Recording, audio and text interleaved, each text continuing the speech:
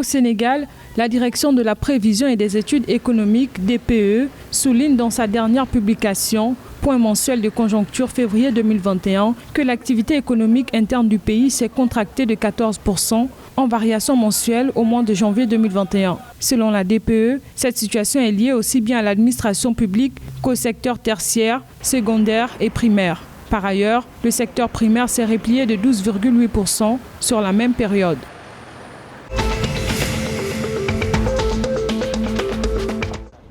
Au Nigeria, la Security and Exchange Commission, SEC, le régulateur du marché financier du pays, vient de signer un accord avec la Banque africaine de développement pour le renforcement du marché des obligations vertes. Ensemble, les deux partenaires vont collaborer avec d'autres acteurs, dont la Bourse du Nigeria, pour mettre en œuvre des initiatives promouvant le recours à ces instruments de financement. Notons que ces fonds permettront, entre autres, le renforcement des capacités du SEC en termes de supervision basée sur les risques du marché financier et des valeurs mobilières.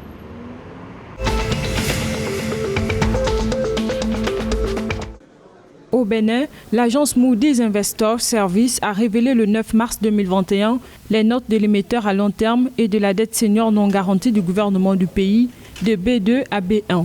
La perspective est passée de stable à positive. Les principaux moteurs de la décision de revaloriser la note du Bénin reposent entre autres sur un bilan solide en matière d'assainissement budgétaire et d'amélioration de la structure de la dette. L'agence de notation révèle aussi une résilience économique croissante avec des solides perspectives de croissance soutenues par les réformes structurelles en cours.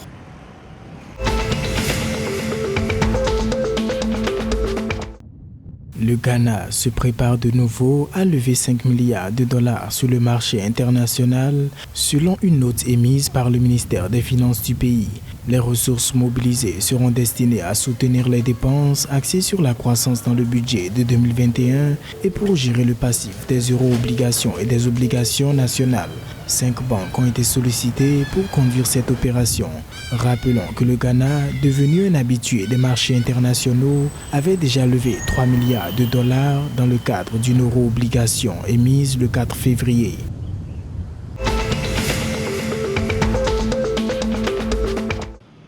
Au Niger, depuis le 10 mars 2021, et ce, pour 6 mois, les populations de la région de Dosso bénéficieront de la vente à prix modéré de 116 262 tonnes de céréales au profit de 154 000 ménages, soit environ plus d'1 million de personnes.